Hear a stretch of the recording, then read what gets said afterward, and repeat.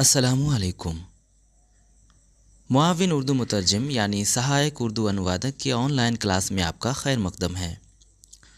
یہ ہمارا دوسرا کلاس ہے اور آج کے کلاس میں ہم بات کریں گے سابقہ پی ٹی امتحان میں پوچھے گئے اردو سے ہندی اصطلاحات کے بارے میں۔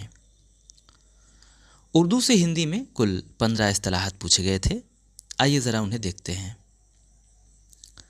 دستیاب یعنی اپلبدھ، انتظام یعنی ویوستھا، انقلاب یعنی کرانتی، آمد و رفت یعنی آواگمن، مشکوک یعنی سنگدگدھ، مستقبل یعنی بھوشیہ، آب و دانہ یعنی ان جل، عمر دراز یعنی دیرگھایو، صفت یعنی وشیشک، مؤنث یعنی استری لنگ، بیت بازی یعنی انتاکچری، مبالغہ یعنی اتیشوکتی،